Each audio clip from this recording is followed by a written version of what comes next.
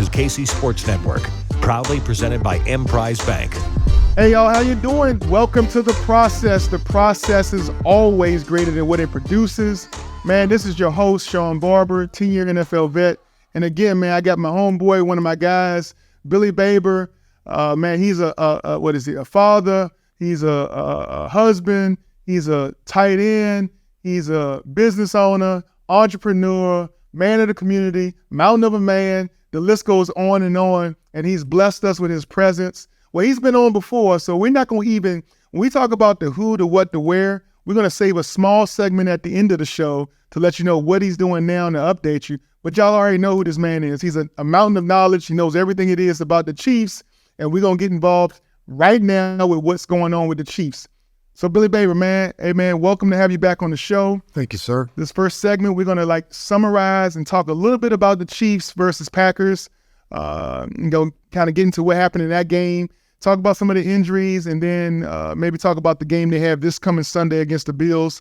But in your estimation, in your understanding, what happened at Lambeau Field in Green Bay against the Packers? Well, we started out, as I was watching the game, it seemed like every play we had somebody else getting hurt. The surface, Brian Cook's injury looked like, to me, a surface injury. Tranquil just took a hit in the back of the head that, sometimes you know how that goes. You get hit in the back of the head wrong.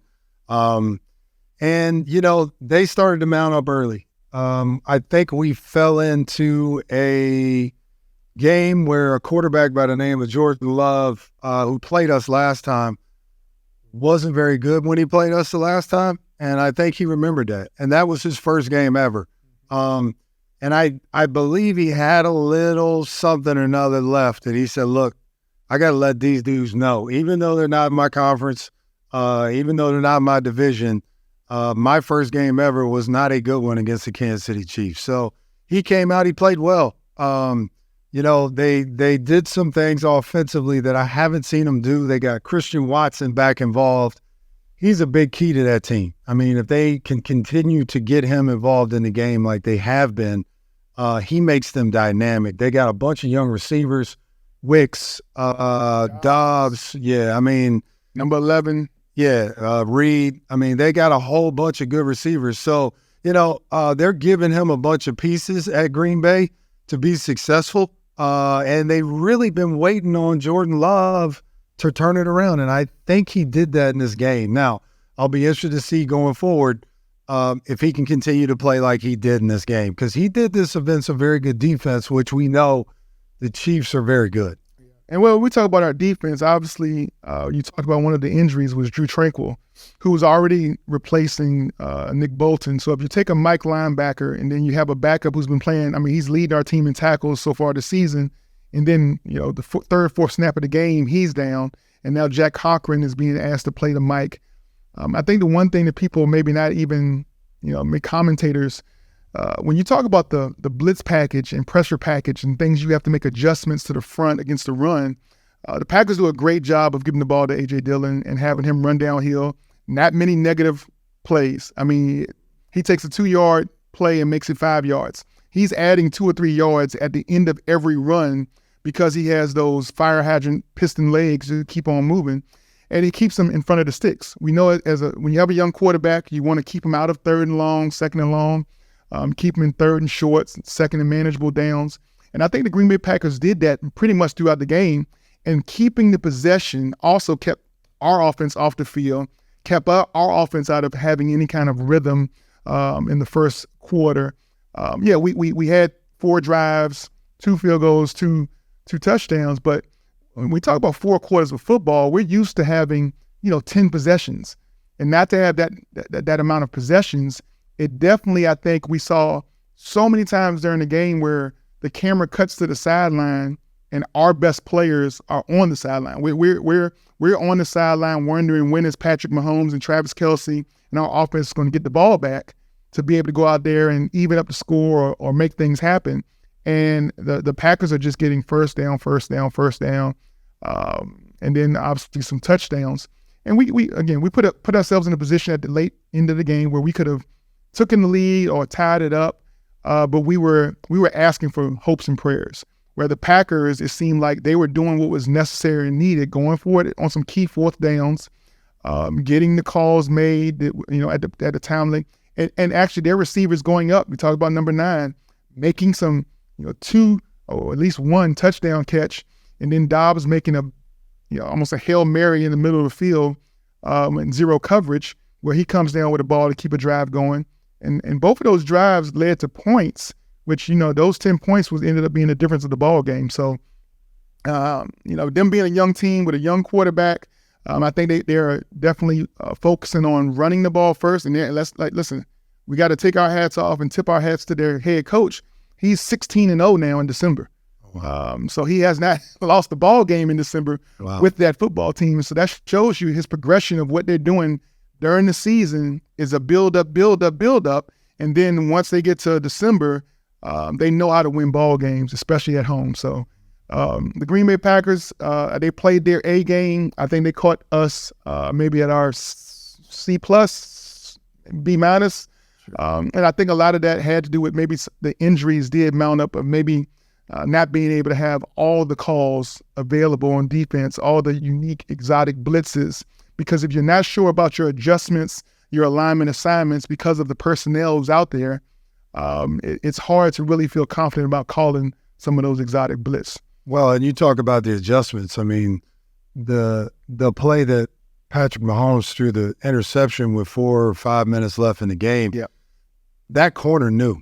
I mean, he knew exactly what the man beater was going to be when they lined up in it, and he ran the route for Sky Moore. That's preparation. That's understanding the game. That, as now, I didn't know this, but being that, the head man is 16-0, he's doing a good job, and he's got those guys prepared. All right, well, let's fast forward. Obviously, we're going to leave the Green Bay Packers, and we prepare ourselves now this week for the Buffalo Bills. We got a Buffalo Bill team that's come in, and I think many people have them already out of the playoffs. They're right now the 11th seed. They're 6-6. In front of them is Cincinnati, the Browns, the Texans, all 6-6. The Texans are 7-5. And then obviously in their division, they have the Dolphins that are actually number 1 in the AFC right now at 9-3. So the Buffalo Bills, that was the team early preseason that everybody thought was the heir apparent, who's going to challenge the Kansas City Chiefs to keep us from another run at the Super Bowl. And I think between the Cincinnati Bengals and the Bills, it was kind of 50-50 of which one of those teams were going to really challenge us all season long for that number 1 seed. And it hasn't been. It has not been a great year for the Buffalo Bills. A lot of turnovers early in the season by Josh Allen. Defensively not playing up to par, having some injuries on the defensive side. They lost their number 1 cornerback really early in the season. They lost Milano, their number 1 linebacker, very early in the season, all-pro. What's going on with Von Miller and his off-the-field stuff. So they've had all levels of their defense being affected, and then their offense just hasn't been able to make plays late in the game to win ball games. But that team comes in now back against the wall. So what is your thoughts about what's going to happen here on Sunday? 3:20 kickoff, I think, midday here in Kansas City, coming in the Arrowhead, GEHA field here at Arrowhead Stadium with our Kansas City Chiefs versus the Buffalo Bills. So, the Buffalo Bills, if we're talking about them in a playoff scenario, I mean, they've still got the Chiefs, the Dolphins, and Dallas, right? 3 winning teams. It's going to be tough for them to get in, especially losing last week to the Philadelphia Eagles in overtime. Another winning team. Listen, we can talk about this all we want, but they have what we consider an elite quarterback. There's not many of them. Now, has he been playing at an elite level?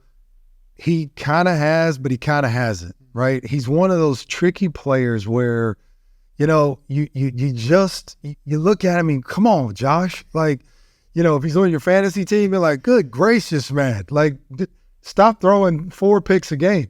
But can beat you with his legs, can beat you with his arm, can beat you with the many weapons he has on that offense. I mean, we're talking about, listen, the Diggs, Stephon Gabe Davis, Yeah. Cage. Kincaid, to me, man, he watch out.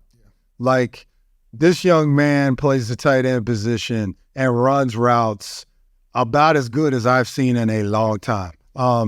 He's going to be a weapon for them for years to come, and he's growing into that now with Josh Allen, where, they had Knox before, but this guy's on a whole different level, I believe. So watch out for Kincaid. I mean, he's going to be terrific, but, I think this is a game where, Mr. Mahomes and the crew say, look, we shouldn't have lost to Green Bay. Mm-hmm. We now have a team coming in here that we can prove all doubters wrong. We can come in here, beat Buffalo, get back on top where people are going, okay, maybe they don't have a chink in their armor. They had a bad game last week. And I believe defensively, we're missing a couple key guys, but we have enough that we can fill in and still be successful. Well, we're talking about who's left on our schedule. This is pretty much the last team who I think is going to even be a playoff team. Correct. Or a playoff level, playoff caliber team we are going to face.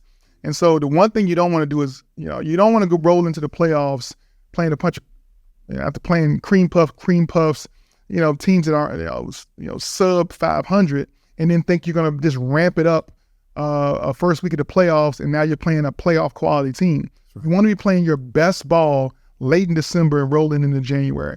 And so I think that, if we look at it, this is going to be our chance to, like you said, not only prove to everybody else, but I think it's sometimes you got to prove it to yourself. That's right. So there's going to be some guys in that locker room on our sidelines that we got to prove to ourselves that we can pretty much play against anybody at a high level. So that's going to be the first segment of the show. Once again, this is the process, where the process matters way more than the product and what it produced. Matt, listen, I fumbled flag on the field. I gotta say, I didn't even now, man. You know what? The McGinnis Group is our title sponsor, and I'm ashamed because guess what? I work for the McGinnis Group. We specialize in health benefits packages. We do 401ks. We work with all the big insurance companies to provide you the best healthcare packages possible. So if you're a business here in the Kansas City community or anywhere nationwide, reach out to the McGinnis Group. You have Sonny, Scott, Matt, McGinnis, anybody in our office, and we'll get a producer over to your business to look at your portfolio and understand how your coverages work and explain them to you.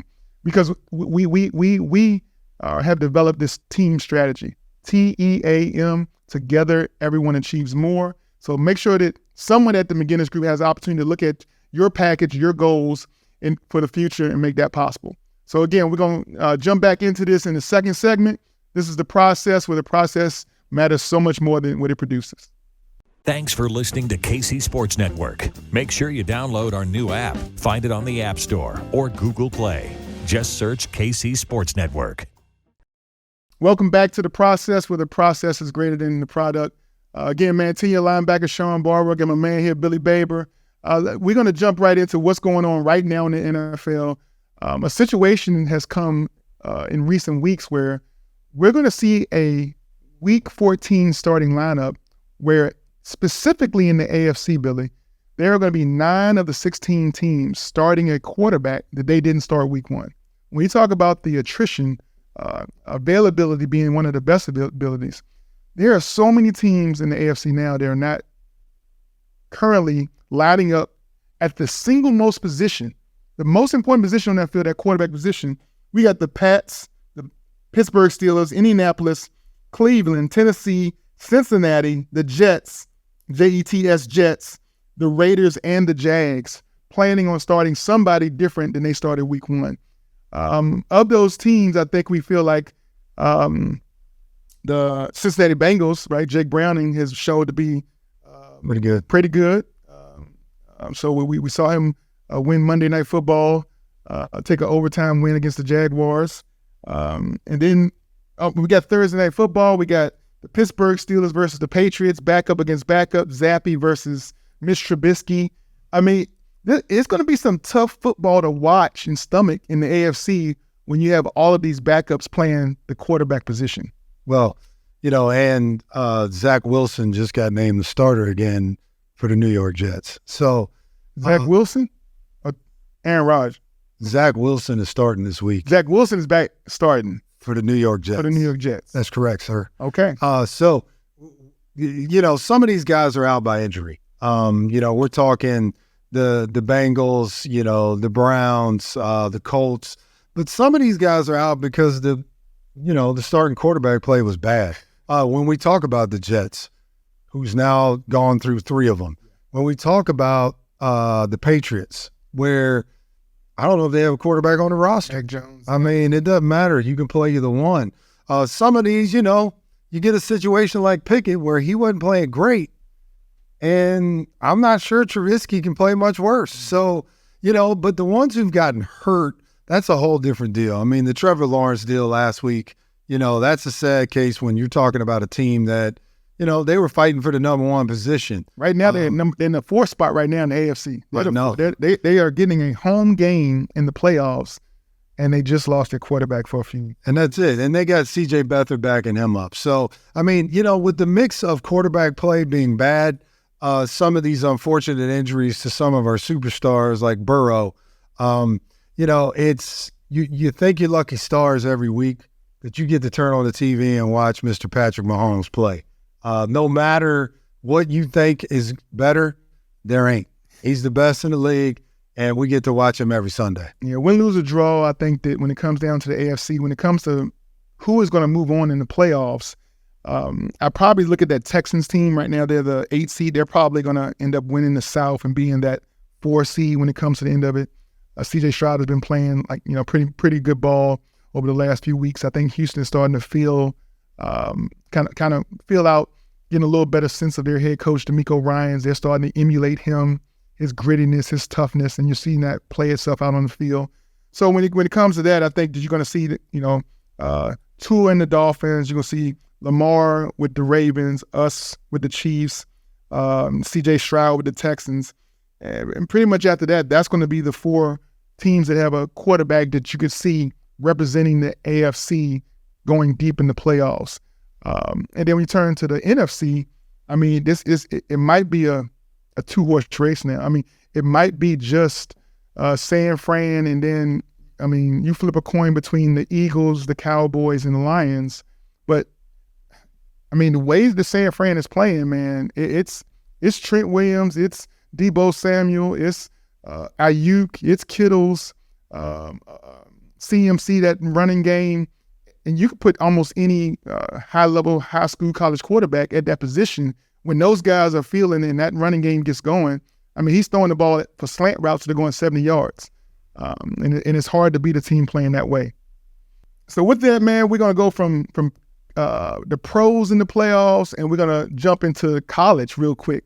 So college playoffs, the selection crew. Listen, my man Will Shields, he's part of the selection crew.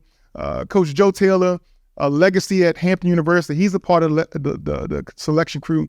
I would not have wanted, on my worst day, be a part of the selection crew. They had to figure out which 4 teams were going to end up in the 4 spots for the NCAA playoff. We have number 1 seed Michigan. We have the number 2 seed WashU. We have the number 3 seed Texas and the number 4 seed Alabama. They're going to go head-to-head, play each other to see who wins. But what do we say about the teams that didn't make the cut? What do we say about the Florida States, undefeated in the ACC? The Georgias, who have lost 1 game in 30 games, 29-1. Just so happened that 1 loss was in the SEC championship to Alabama. And what do we say to Oregon? What do we say to Ohio State?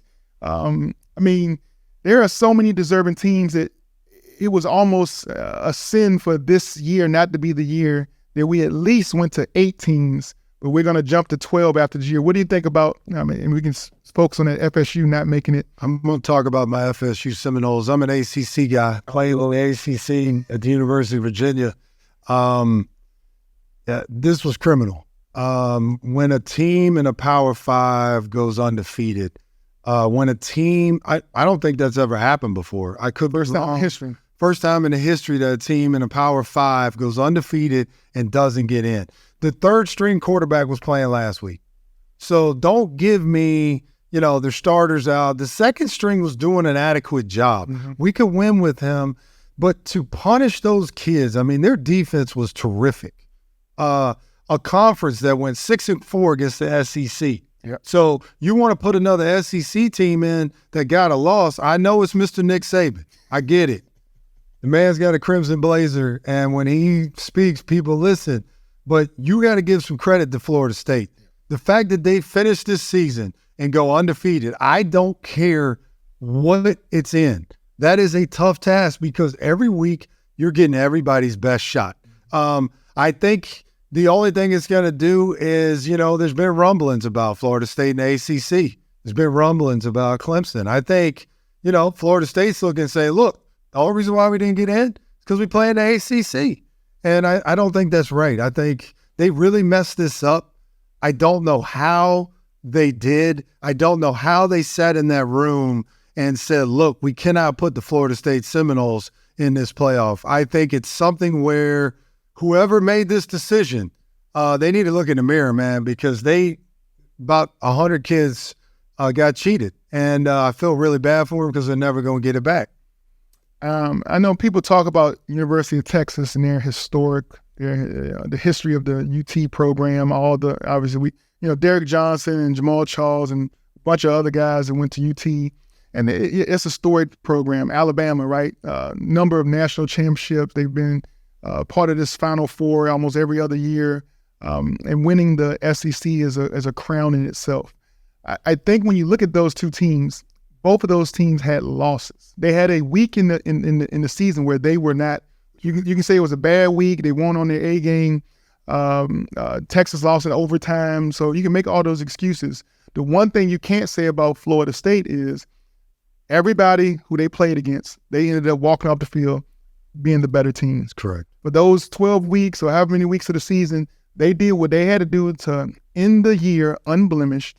They're a part of the ACC, which is it's not a program or a conference that doesn't deserve our respect. And so I think that when you start using excuses and reasons of the quarterback being hurt, then it lessens the value of the complete team. There's a complete team that has backups that have to come in and play. There's teams that have played without head coaches or played without significant wide receivers or running backs. Everybody, you're a player, but you're part of a team. And the wins and losses are team wins and losses. And to penalize Florida State because one player, be it the quarterback, but one player gets hurt, and now you're going to take away that team's opportunity to go fight and prove it on the field. If they get blown out by Washington in the first round, so be it. If they was to play against Michigan and get blown out, so be it. But you have to give them the opportunity to lose a game because guess what? Alabama and Texas both had that same opportunity and they lost. So they can complain all they want about the conference they're in, or Texas can say, well, we won the Big 12 and we only lost. We beat Alabama, but all of those but you lost. You have your record is not unblemished. So to me, it should have came down to Florida State taking the 4 seed maybe. Yep. Then between Alabama and Texas beat Alabama. Yep. So this was a no-brainer if there's ever been one. And the fact that Florida State goes in the ACC championship and holds Louisville to 6 points, nobody on their defense is hurt. And we're talking about in the ACC championship game against the top 10 team in Louisville. And they win this game with their third-string quarterback. Their second-string quarterback is going to be back, would be back. This is criminal, man, and they should be ashamed of themselves because a lot of young men will never get this opportunity again. Yeah, and you're punishing the team for something that is obviously just a subjective group of guys with they don't have to account to the reasons why they made the decision. They just make the decision and move on, and they say, well, we have a reason. It's because Florida State quarterback is hurt, but that still doesn't show why they moved, because they were number 4 before the game started. So you had to make a reason to bump them back. And handle business. Again, you had to make a reason to bump them back, which they won the game, so there's no reason for them to be moved back. No. There's no reason for 2 teams to jump ahead of them. That's correct. When it comes down to it. So, and that's, obviously college means a lot to us because college feeds into the pros. But guess what? What feeds into college? We talked about Alabama. We talked about the Crimson Coat. We talked about the Crimson Blazer that was actually in town here in Kansas City. Yes, it was. Up at Liberty North to visit one of the kids. Before we talk about that young man, let's talk about the Simone Awards. I think earlier today you had a chance to go see the presentation. We have a number of kids from the Kansas City area that won some major awards here when you talk about the game of football. That's right. Yeah. Dylan Dunn was the Simone Award winner.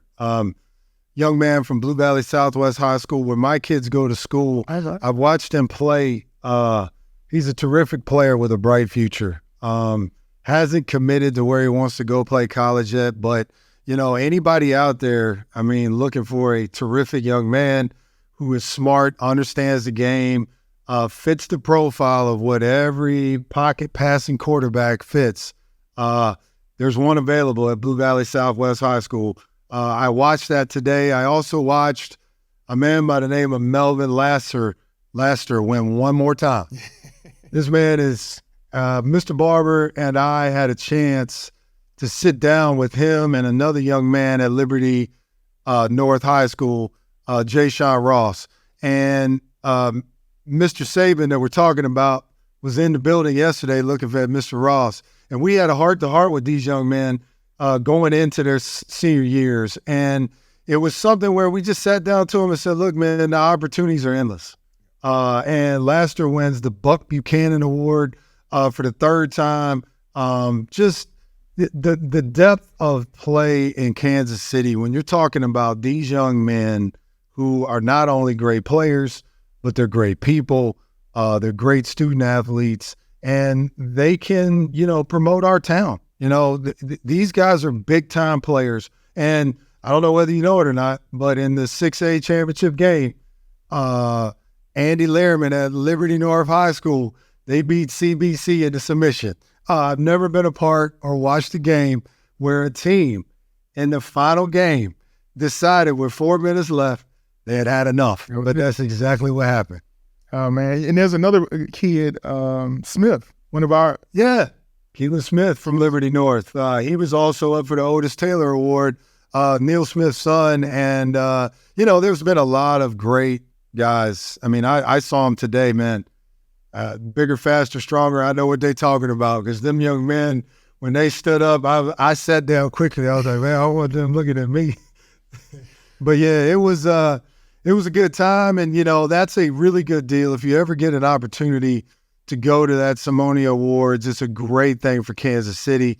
Our ambassadors, Shawn, are involved in it, and it's a really nice program. Anthony Simone and his family do a great job of putting on the Simone Awards every year. So they appreciate all the support our community gives them. And again, you're supporting high school athletics. You're supporting the future of the local colleges that are here in town, and those college players become the pro players. So again, it's a trickle-down effect. So always support your local high school football, whether it's on Friday nights or through the Simone Awards or in any way with booster clubs for all these high schools. They need the support from all the parents that are involved in the football team and program. And we're going to do our part as ambassadors to always make ourselves a piece of the puzzle. Just continue to be a presence and let the high school kids know how much we care about them and we enjoy their dedication, their heart, their commitment, their sacrifice. Because when we sat down and talked to Ross and we sat down and talked to Melvin, that's what we talked to him about. That's right. Overall, you got to commit yourself to something, whether it was weight loss, whether it was in the weight room, whether it was watching film, whether it was your overall conditioning.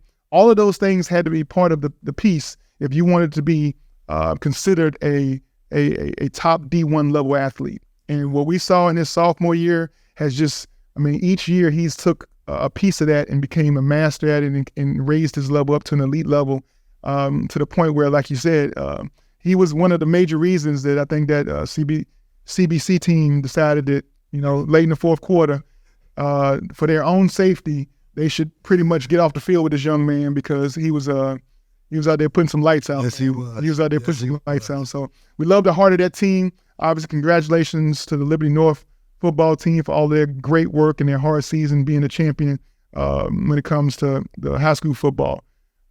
So right after that, man, we're going to right now jump into the who, the where, the what's going on now. Like I said, man, listen, y'all know Billy Baber. Y'all know he's been in the community for a while. Entrepreneur, owned his own company, but now he's got a new venture he's going to start. I'm going to let him explain that to you. My business partner and I, Mike Maslowski, you guys might know that name. We played here, and we started a company about 17 years ago, sporting goods, and it was named MB2 Sports. As of Monday, we were acquired by BSN Sports. Okay.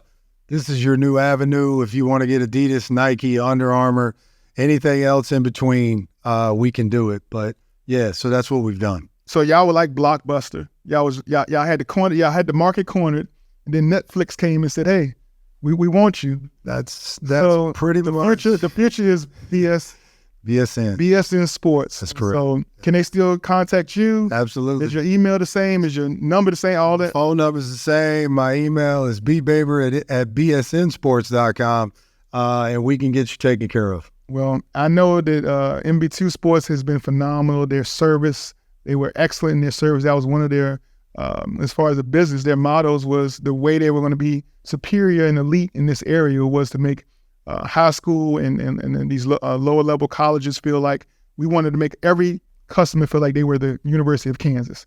You see all that great apparel, KU, Adidas go directly to them, but there's a number of high school and lower level colleges that felt just as appreciated, just as special as Adidas made KU feel because of the work and effort of Billy Baber and Mike Meslowski with MB2 Sports. Now have been acquired by BSN Sports. So you make sure to continue to give them your support, your love, your business.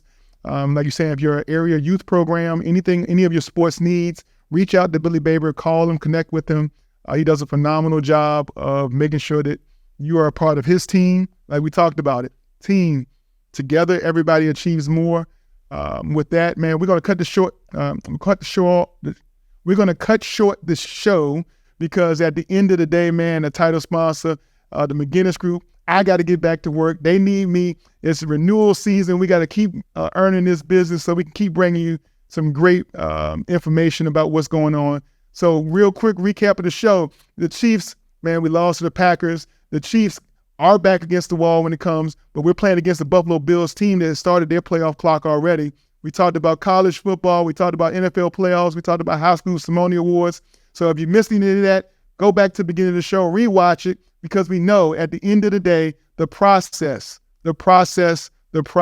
is always greater than what it produces. You all have a blessed day. Enjoy the rest of your week. Let's go Chiefs.